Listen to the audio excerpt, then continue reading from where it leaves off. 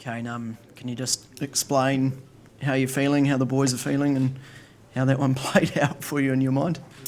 Obviously a brilliant fighting effort from our guys on what was another tough surface, and sort of required that mentality, and it was really important that we were prepared to do that and stay in the game for a long time. We all know the class side that India are.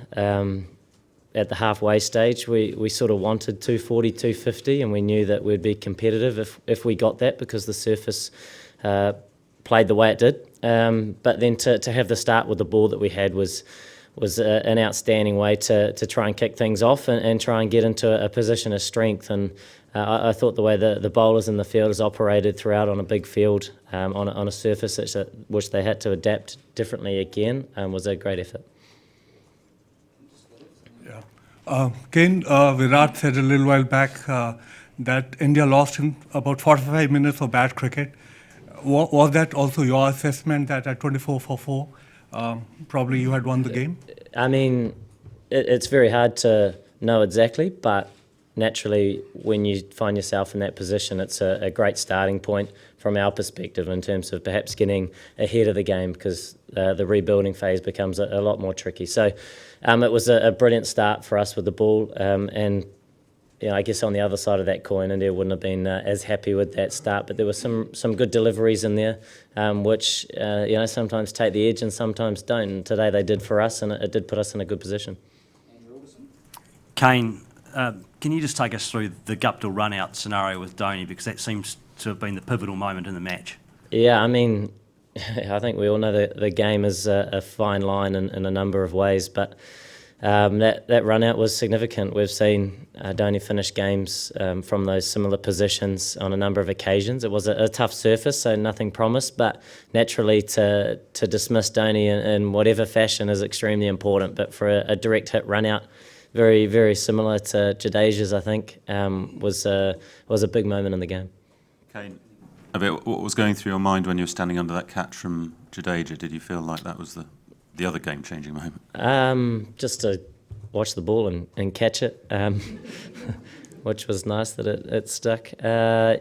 Look, we did believe on that surface that we would get opportunities, especially when they were going hard, but the innings that Jadeja played, it was like he was playing on a different wicket, really. He timed the ball beautifully well. He was very, very clear in how he operated in that partnership with Dhoni. Sort of swung things to parity, perhaps even them having the momentum going into those last few overs. So they showed those fighting qualities that we expect from our team, and they showed that with the class side that they are, and you do expect that from India, and they did soak it up even after 20 for 4, which was a really tough start. So a very good game of cricket, spanning over 2 days, which is unusual, but a great game all the same. Hi Ken, this is Kuntal from ABP News Network. My question is, people are still blaming Dhoni even after his innings. Had you been the India captain today, would you have taken Dhoni in your playing 11 now? He's not eligible to play for New Zealand, but he's a world-class player. So, had I been the Indian captain? Experience at this level and in these occasions is so important, and his contribution today and yesterday, but throughout this campaign, it was extremely, extremely important. And that partnership that he's involved in with Jadeja, who came in and hit the ball better than anybody in both teams, was very, very valuable. And he's a world-class cricketer. And is he looking to change nationalities, or because we will consider that selection if we have to? Skipper, your team made it here. Your team made a great start, winning 6 games. They lost 3 games. How did transformation come in the team, and you beat the Indian, the hot favourites of the World Cup? There's so much more to winning and losing, and I think it's really, really important that as a side you identify parts of matches where you may have not done things that well, and parts that perhaps were out of your control that went the way of the opposition, and try and look at it for what it is, and move away from that game with a bit of clarity, and so you're not too perhaps scarred or dented from just what the result was. And a couple of those games that we lost, I think we were able to look at them like that throughout this whole tournament. The surfaces have been challenging. They've been variable throughout the game, and at times have changed within the 100 overs that are available for a match. So it's trying to see it for what it is, and then move on and be really clear with how you want to operate in the next game. Look, you want to win every game. You come to this tournament where anybody can beat anybody. We saw a number of results that perhaps were sides ranked lower beat sides ranked higher, but I think everybody knew that anybody can beat anybody. So when that is the nature of it, it seems unlikely to win every game, but at the same time you want to try and go out and play the cricket that you want to play for a long period of time, and rely on that to perhaps get you to a finals stage, which we did. We came through in the 4th position, which is fine. And then we put out a much improved performance in the semi-final, and it's important for us to try and make small improvements moving into our next match. Down the back, Dave. Kane, just looking ahead to the final, you've obviously lost to Australia and England in the group stage, but you must be confident you can beat anyone now after the way you've played against India. I mean, every game throughout the round robin was worth a couple of points, so they're all important. Obviously, the semi-finals worth a few more than 2 points, but we'll go into another match and try and implement similar things that are important to our side that gives us the best chance of success. There's so many strong teams in the tournament. Obviously, another semi-final tomorrow that can go either way, 2 very good sides. But we turn up on the day like a lot of other matches, and anybody can beat anybody, and there's a lot of factors involved sort of within that will play their role, whether it's a final or another game perhaps tomorrow. So it's important that feet on the ground, and we look forward to that challenge. Kane, bit of a unique game spanning over 2 days. How was it last night? I mean, did you guys get much sleep? Was it nerves? And did it really help to sort of regroup after you put up around 211 and 240? I think guys slept pretty well. We were focusing on what we needed to achieve in those last sort of 4 overs, and 211 for 5, we felt we were kind of there or thereabouts on target with what we wanted to try and achieve to be competitive on that surface. And it wasn't the sort of wicket that it was 300, it was very much sort of mid 200s, and we were aware of that. So it was trying to get to that 240, 250 stage, against a formidable bowling attack and that of India. So we knew we had to certainly run our 2s well and use those last sort of 23 deliveries as well as we could to get us to that point. And then it was a brilliant start with the ball. So yeah, it was unique that it was over 2 days, but I think it was the right decision in the end. Naturally it just kept raining, didn't it? So we didn't really have a say, but it was great that day could come in handy, certainly from our perspective. Obviously, when you qualify in the 4th position, and a washout doesn't really help you out too much. Just left here. Yeah, Kane, second consecutive World Cup final, beating India when everybody was sort of tipping India to. So, do you think, what does it mean for cricket's profile in New Zealand? Rugby is the number 1 sport. So, I don't think it'll change the number 1 sport, but I'm sure people back home are pretty excited, and another great opportunity to play in a World Cup final is something that's rare. Obviously, only every sort of 4 years do you get the opportunity to play in a World Cup, let alone make a final. So, a special moment, but at the same time, we sort of just want to reflect on the good things we did in this match and the things we want to improve on, and try and treat it in a similar respect. So we go into that game and we need to go in and play our best cricket, and what happens sort of in and around that is kind of out of our control. You chose Bolt to bowl the 46 and 48. Was there a thought, should I delay him for the 49th or the 50th? And how tough was the decision for you as a captain? And secondly, when you're taking under those catches, does any thought pop in your head at all, or attention? What's the feeling? What exactly happened when the ball is up? What were you thinking, if at all? Yeah, I suppose you're fairly engaged in the game, so you're kind of watching the ball and you're sort of trying to move the field, and I guess that's the nature of the role as captain. But yeah, look, someone like Trent, obviously a world-class bowler for us.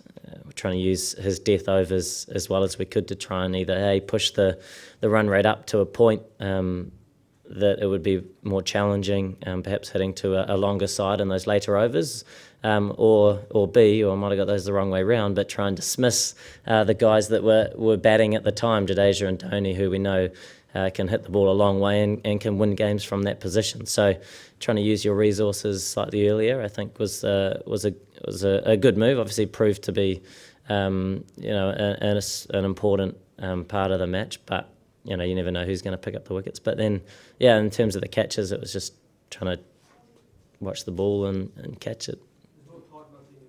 Oh, yeah, I can't remember, sorry. Yeah, I don't know, just someone goes, catch it, and it's sort of, it's above me, so it must be mine. Kia ora, Kane. Congratulations. Since the last match against England, your captaincy has copped a lot of criticism. So what do you think a place in the grand final does for the tone of those comments? And what were conversations like with you and other players around the pitch, especially in those vital moments? Yeah, I sort of don't really know much about the first part of that question, but I guess as a captain of our side, we try and operate in the best way we can to give ourselves the best chance of success, and it's sort of hard to control what other people say, but we're enjoying our cricket and we're looking forward to the next game, which is the final, which is a really exciting opportunity. And the second part of your question, sorry, what did you say? It was, what were conversations like in the drink breaks and things like that with your players in those, especially in those critical positions?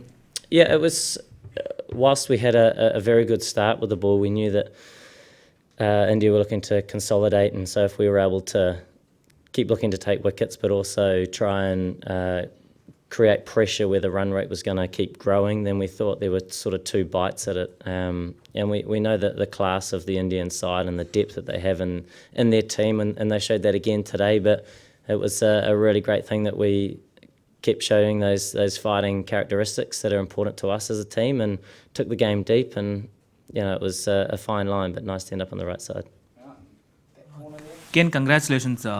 With regards to the middle overs, how important was that Mitchell Santner's spell where I was giving away 7 runs in 6 overs with Rishabh Pant and Hardik Pandya? Do you think that was actually a key moment of the game where the run rate just went about 8, 9, and then the pressure went on? With India wickets being 5 down, it was difficult for them to chase down? Yeah, it was an outstanding spell from Santner on a surface that no doubt was offering to the slower bowlers, and we saw that in our innings as well, the amount of spin that the Indian spinners got. He's a world-class bowler, so we sort of expected he would operate well, but obviously to put up a performance like that was pretty special in a period of play that was very, very important. So, there were so many contributions throughout the match, bat, ball, in the field, that we saw that were vital to get across the line today. Last 3, just over here. Kane, did Auckland 2015 ever flash in your mind? And how do you compare the emotions of these two semi-finals?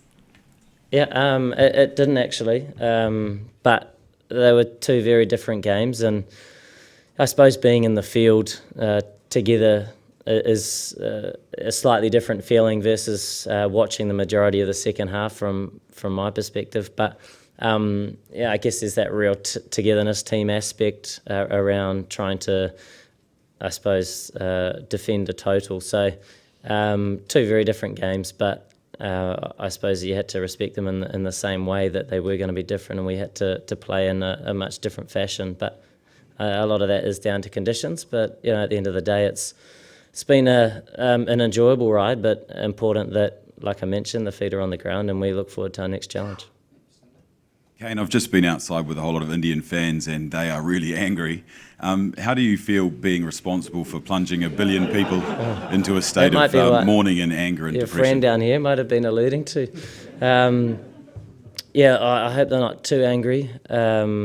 It's obviously the passion for the game in India is unrivaled, and we're all fortunate to play this sport and have a country like India be right behind it and the support that they have for their home team. But hopefully we can adopt 1.5 billion supporters and they'll be supporting us. What do you reckon? But yeah, obviously, look, India are a world-class side, and the game of cricket is fickle in its nature, especially when it comes to the white ball in 2020 and one-day cricket. And whether it's a semi-final or a final, nothing really promises. And they've got so many world-class players, and the depth that they have in their team means that they're rightly so ranked 1 or 2. But we've mentioned on a number of occasions, on any given day, anybody can beat anybody, and the game is a very, very fine line. And today, perhaps some of those small margins went our way, and it was great that we could get across the line and beat a very strong side. But at the same time, there's obviously a huge amount of respect for India as a cricket side, and I certainly hope that their fans are very much behind them and respect that the game of cricket can be a tough one on a number of occasions. Last two, David, then Guy. Kane, given how Martin Guptill struggled through the bat yesterday, how pleasing was it personally to see him come back today and make such a huge contribution with that run out? Yeah, that was, I mean, he's probably the only man on the pitch that could perhaps create that run out. So contributions can come in so many different ways, and I think we've seen on the fielding charts he's been right up there, and for him to do that and pull off what was a significant turning point in the match was special and obviously a great thing for our team. Guy, last one. What's the situation with Henry Nicholls? I don't think he came out to field at all, and if he would have had to bat today, would he have been able to? It was sort of a tight hamstring. I don't know the fine details, but we do have a few days now where hopefully it can recover nice and quickly. Didn't have to bat today, didn't have to consider those options, but it was precautionary as well as there is something there, so hopefully it was a quick recovery. Thanks very much, guys. Cheers.